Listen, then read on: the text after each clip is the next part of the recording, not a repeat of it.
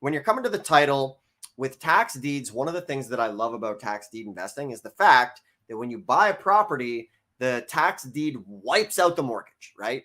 And here's why. Because there's this rule in tax lien and deed investing, and it says he who records first has the authority to wipe out everybody above them. So basically, think of title like a pyramid, okay? So you have the pyramid of title, and at the very, very bottom, right when that property was birthed into existence, the government said, boom, we're slapping our title or our property taxes on that. So that is one of the very first records on that property, which is how much the government taxes. You know, this has been going on for hundreds of years. So the government, if you don't pay your taxes, has the ability to record a lien. Okay.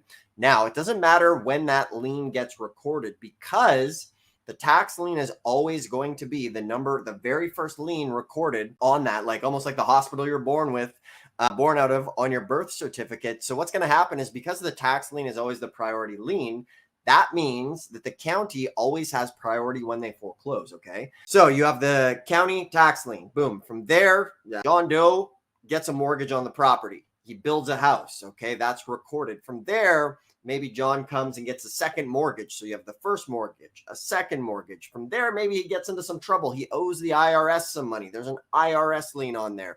Maybe he gets some work done on the property and doesn't pay. Now there's a mechanics lien on that. You know, maybe there's a divorce or child custody and skipped out of John's, maybe not a good guy, skipped out of town. Now there's a child support lien on this thing, all sorts of lien. Maybe there's a water or sewer issue, anything to do with that property and involving like money and stuff like that gets recorded on that title. So what you need to keep in mind is, at a tax deed sale, because the tax lien recorded first, when they foreclose, they send everybody a notice that says, hey, mortgage company 1, taxes aren't paid, pay us, or the tax lien is going to foreclose.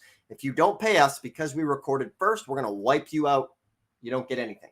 So that's why when it comes to tax lien states, guess who's the biggest redeemer of tax liens? A lot of the times it's the bank, because the bank has a mortgage on a property here. The tax lien is here. The bank pays the taxes because if there's a $100,000 mortgage on the property, the bank wants to collect that. So they're going to pay the taxes to keep basically their debt on that property, which is why they do it. Okay. So that is very, very simple way to look at it.